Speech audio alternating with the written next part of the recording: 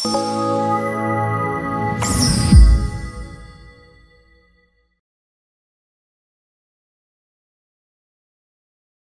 మీరు తిట్టారు కాబట్టి ఆ రోజు అసెంబ్లీలోంచి జగన్ నేను మళ్ళీ ముఖ్యమంత్రి అయ్యే వరకు కూడా అసెంబ్లీ గుమ్మం తొక్కలని వెళ్ళిపోయారు బయటికి. మీరు ఆ రోజు మీరేం చేశారు అసెంబ్లీలో? మేము చేసామండి. సరే మేము చేసాము, మేము డెవలప్మెంట్ అనేది మేము చూపించాము. మీరేం చేశారు ఆ డెవలప్మెంట్ గురించి తప్ప ఇక మేము మీ మీద అలిగాము మీరు మా మీద అలుగుతారా అని చెప్పి ఇంకా అదేనా? ఇంకా డెవలప్మెంట్ అనేది ఇంకేం ఉండదు మీకు. అయితే ఎందుకు లేదండి డెవలప్మెంట్? ఏం చెప్పాలి కదా, ఏం చేశారు డెవలప్మెంట్? ఏది పథకాలు దిక్కుమాల పథకాలు ఇయటమా, అమ్మఒడి ఇయటమా? మళ్ళీ మీరు మొదటికి వచ్చారు. మరి పథకాలు వద్దు అన్నవాళ్ళు, ఆ డబ్బులు వద్దు అన్నవాళ్ళు మళ్ళీ మీరు ఎలా ఇస్తా అంటున్నారు? మీరు ఎలా ఇస్తా అంటున్నారు? ఎక్కడి నుంచి ఇస్తారు? ఆల్రెడీ 12 లక్షల కోట్ల రూపాయలు మనం డెట్ లో ఉన్నాను మీరే అంటున్నారు. మరి ఎక్కడి నుంచి తెచ్చారు? 12 నుంచి 15. నేను ఉన్నట్టు చెప్తున్నా.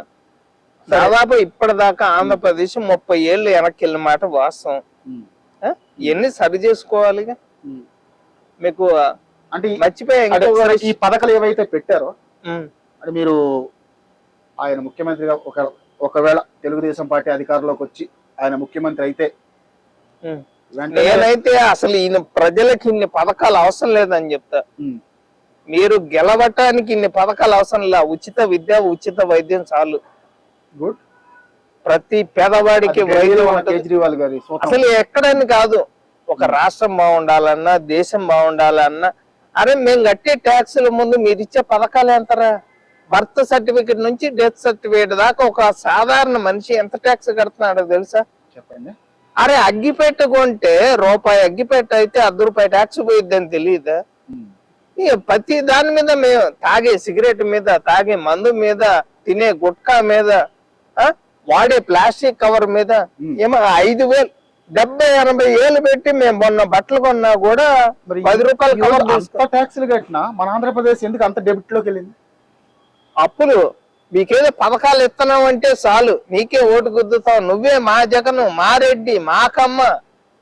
ఈ రెడ్లంతా బాగుపడలా, కమ్మోళ్ళంతా బాగుపడలా, కానీ వీళ్ళు మాత్రం సెట్ అయిపోతున్నారు. చంద్రబాబు ఆ కమ్మోడు సెట్ అయిపోయాడు, జగన్మోహన్ రెడ్డి గోత్రం లేని రెడ్డి సెట్ అయిపోయాడు. గోత్రం లేని రెడ్డి అతను రెడ్డే కాదు,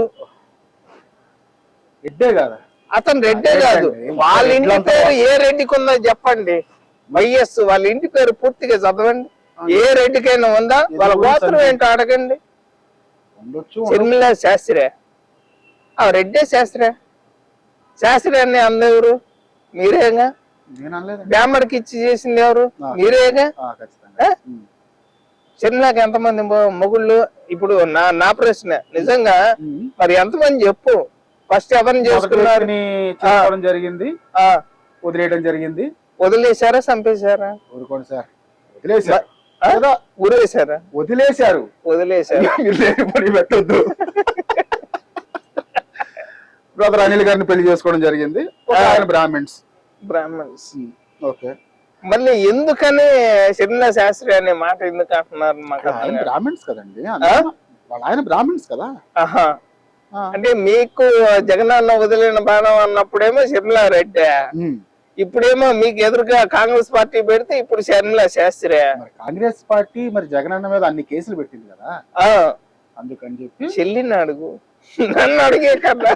నీ చెల్లిని అడుగు. ఎందుకు చెల్లి వెళ్ళావంటే నువ్వు నాకు వాటా ఇవ్వలేదన్నా. కనీసం కేసీఆర్ ఉన్నాడు, కొడుకు పదవి ఇచ్చాడు, అల్లుడికి పదవి ఇచ్చాడు, కూతురు పదవి ఇచ్చాడు. ఏనేం చేశాడు జగన్మోహన్ రెడ్డి? చెల్లికి ఏమన్నా పదవి ఇచ్చాడా? తల్లికి ఏమన్నా పదవి ఇచ్చాడా? కుటుంబ పాలన చేస్తున్నారని తెలుగుదేశం పార్టీ ఆరోపిస్తుందేమోనని చెప్పి ఆరోపణలు చేస్తామండి, ఆరోపణలు చేస్తాము. నీకే అధికారం నీకు లేదా? రాష్ట్రాన్ని నాశనం చేసే అధికారమే నీకున్నప్పుడు అంటే ఇచ్చే పదవులు ఇచ్చే సొంత చెల్లికి ఇంట్లో వాటా ఇల్లేనోడి నువ్వు పదవి ఇస్తావని మేమైతే అనుకోవట్లేదని నాకు అర్థమైంది. వాళ్ళ కుటుంబం గురించి ఎందుకండి, మన రాష్ట్రం గురించి మాట్లాడుకుందాం. చెప్పండి. ఇక నాశనం అయిపోయిన రాష్ట్రం గురించేగా.